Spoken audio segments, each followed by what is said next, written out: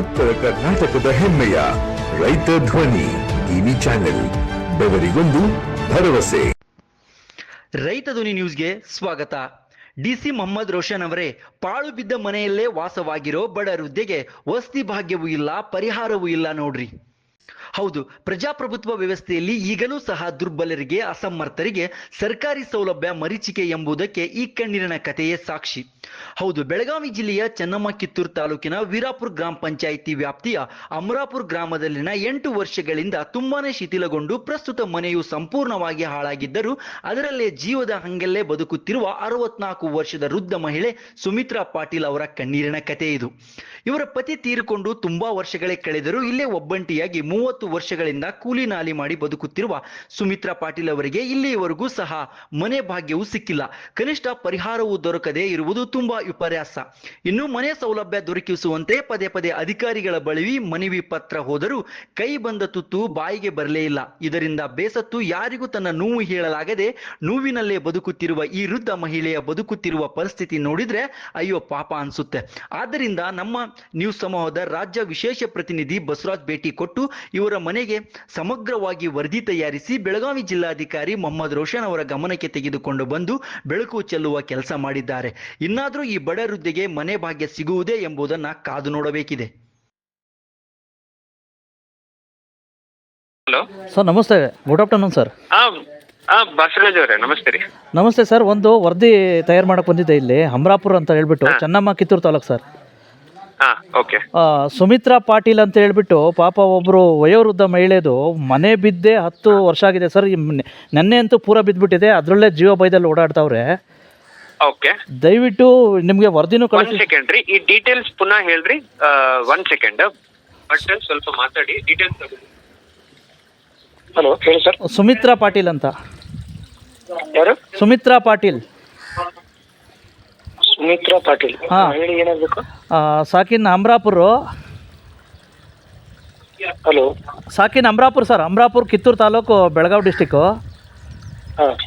ಇವ್ರದ್ದು ಮನೆ ಬಿದ್ದೆ ಬರ್ತಾ ಒಂದು 8 ವರ್ಷ ಆಗಿದೆ. ಮನೆ ಇಲ್ಲದಕ್ಕೆ ಸಿಕ್ಕಾಪಟ್ಟೆ ಅಲ್ದಿದ್ದಾರೆ.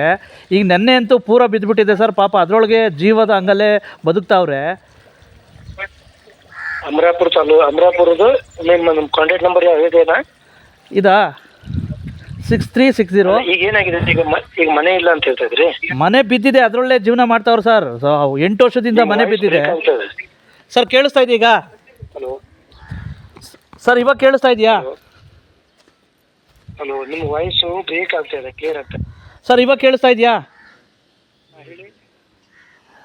ಮನೆ ಬಿದ್ದಿದೆ ಸರ್. ಮನೆ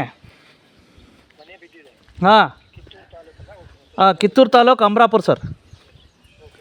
ದಯವಿಟ್ಟು ಅವ್ರಿಗೆ ಹೆಣ್ಮಗಳು ಒಂದೇ ಇದ್ದಾರೆ. ದಯವಿಟ್ಟು ಅವ್ರಿಗೆ ಮನೆ ಕೊಡಿಸ್ತಕ್ಕಂಥ ಕೆಲಸ ಮಾಡಿ ಸರ್, ಪ್ಲೀಸ್. ಬಸವರಾಜ್ ಮಾತಾಡ್ತಾ ಇದ್ದೀನಿ, ಪತ್ರಕರ್ತರು. ವಿಶೇಷವಾಗಿ ಪ್ರಜಾಪ್ರಭುತ್ವ ವ್ಯವಸ್ಥೆಯಲ್ಲಿ ನೊಂದಿರೋರಿಗೆ, ವಿಶೇಷವಾಗಿ ದುರ್ಬಲವ್ರಿಗೆ ಮತ್ತು ಅಸಮರ್ಥರಿಗೆ ಪ್ರಜಾಪ್ರಭುತ್ವ ವ್ಯವಸ್ಥೆಯಲ್ಲಿ ಇಲ್ಲಿವರೆಗೂ ಸಹ ಒಂದು ರೀತಿ ಸರ್ಕಾರದಿಂದ ಬರ್ತಕ್ಕಂಥ ಸೌಲಭ್ಯಗಳು ಸ್ವಲ್ಪ ಮರೀಚಿಕೆ ಆಗಿದ್ದಾವೆ ಅಂತಕ್ಕಂಥದ್ದಕ್ಕೆ ಇದೇ ಸಾಕ್ಷಿ. ಏನು ಹೇಳ್ತಾವ್ರೆ ಅನ್ಕೊಂತೀರಾ? ನಾನು ಹೇಳ್ತಾ ಇರ್ತಕ್ಕಂಥದ್ದು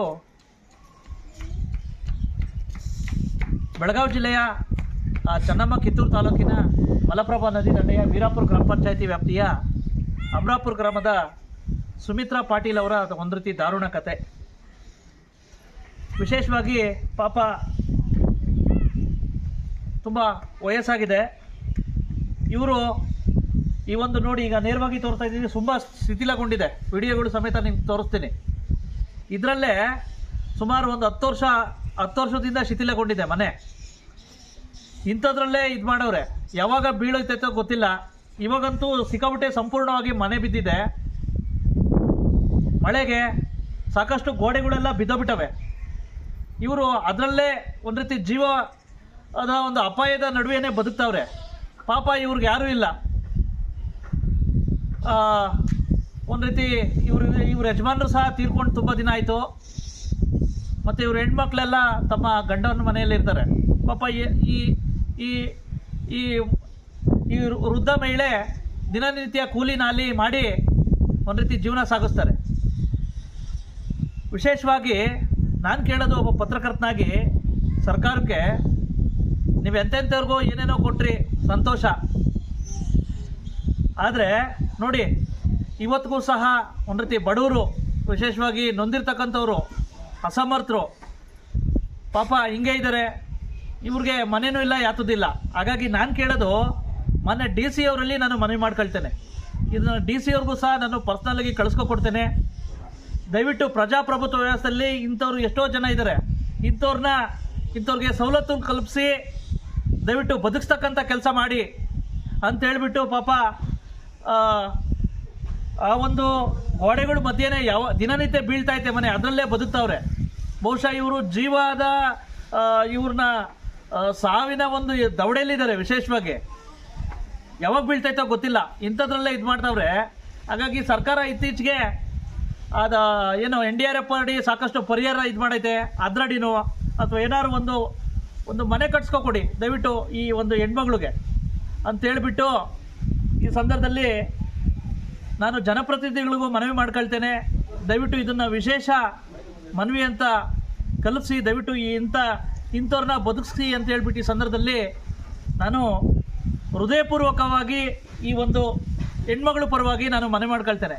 ಇವ್ರ ಹೆಸರು ಸುಮಿತ್ರಾ ಪಾಟೀಲ್, ಅಮರಾಪುರ್, ಬೆಳಗಾವಿ, ಇದು ವೀರಾಪುರ ಗ್ರಾಮ ಪಂಚಾಯತಿಗೆ ಬರುತ್ತೆ. ನಮಸ್ಕಾರ, ಥ್ಯಾಂಕ್ ಯು.